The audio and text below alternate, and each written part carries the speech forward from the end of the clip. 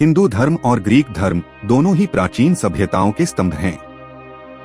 हालांकि ग्रीक धर्म अब अस्तित्व में नहीं है, लेकिन दोनों में ही देवताओं की बहुलता, शक्तियों का विभाजन और काव्यात्मक कथाएं समान रूप से मिलती हैं। दोनों परंपराओं में देवता मानव गुणों से युक्त हैं, जैसे प्रेम, क्रोध और ईर्ष्या जैसे भाव। इनकी कहानियां केवल धर्म नहीं बल्कि संस्कृति और दर्शन की झलक भी देती हैं। आश्चर्यजनक रूप से इन दोनों धर्मों में बताई गई कहानियों में बहुत अधिक समानताएं हैं। आइए कुछ उदाहरणों के माध्यम से इस तथ्य की गहराई में जाते हैं। ज़ीउस और इंद्र दोनों को अपने अपने धर्म में देवताओं और तूफान का राजा माना जाता है और दोनों देवता समान कार्यों से संबंधित हैं। दोनों के पास एक ही तरह का हथियार है जो कड़कती बिजली का वार करता है।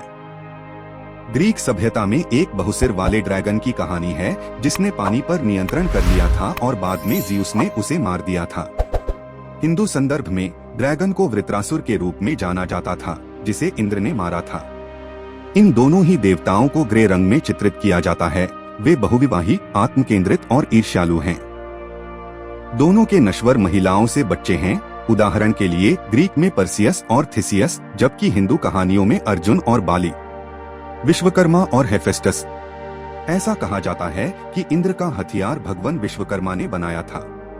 इसी तरह ग्रीक संदर्भ में ज़ीउस का हथियार हेफेस्टस द्वारा बनाया गया था। विश्वकर्मा और हेफेस्टस दोनों को ही अपने अपने धर्म में निर्माण का देवता माना जाता है। पाताल लोक का प्रहरी दोनों धर्मों में पाताल लोक का उल्लेख है और एक विशेष कुत्ता है जो इसके द्वार पर नजर रखता है। हिंदू संदर्भ में कुत्ते का नाम शर्वरा है जो मृत्यु के देवता यम का कुत्ता है। ग्रीक संदर्भ में इसका नाम केरबरोस है। नदी द्वारा पृथक्करण दोनों धर्मों का मानना है कि एक विशेष नदी पाताल लोक को धरती से अलग करती है।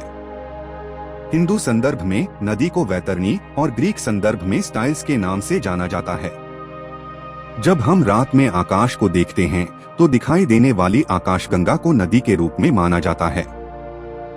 देवताओं का निवास दोनों धर्मों में देवताओं के पहाड़ों में निवास करने की बात की जाती है, जैसे ग्रीक संदर्भ में माउंट ओलंपस और हिंदू संदर्भ में माउंट मेरू। ये पर्वत क्रमशः ज़ीउस और इंद्र के निवास स्थान हैं। दोनों संदर्भों में यह माना जाता है कि पर्वत पृथ्वी का केंद्र है।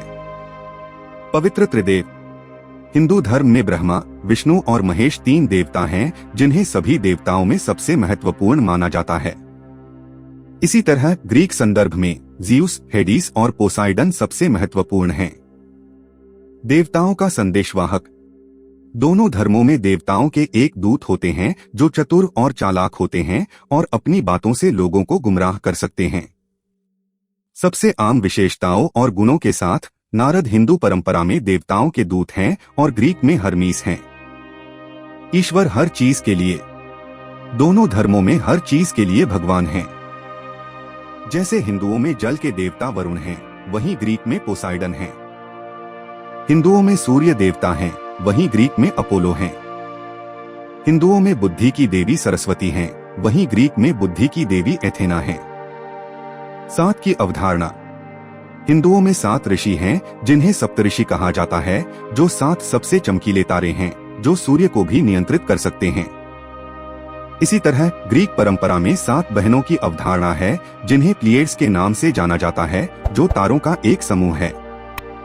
इकारस और जटायु ग्रीक में इकारस और डेडलस की कहानी की तरह ही हिंदू धर्म में जटायु और संपाति की भी कहानी है, जिसमें संपाति जटायु को सूर्य के बहुत निकट जाने से बचाता है और सूर्य की गर्मी से उसके पंख जल जाते हैं और वह सीधा जमीन पर गिरता है, जो इकारस की कहानी से मिलती जुलती है। यह जानना आश्चर्यजनक है कि सनातन धर्म की जड़ें विश्व में कितनी गहराई से जमी हुई हैं। चाहे वो ज़ीउस हो या इंद्र, अफ्रोडाइट हो या लक्ष्मी, सभी भावनाओं और तत्वों के प्रतीक हैं।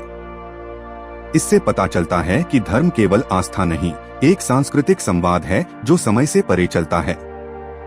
ऐसी ही ज्ञानवर्धक और मजेदार वीडियोस देखने के लिए हमारे चैनल को सब्सक्राइब करें और बेल आइकॉन को प्रेस करना ना भूलें।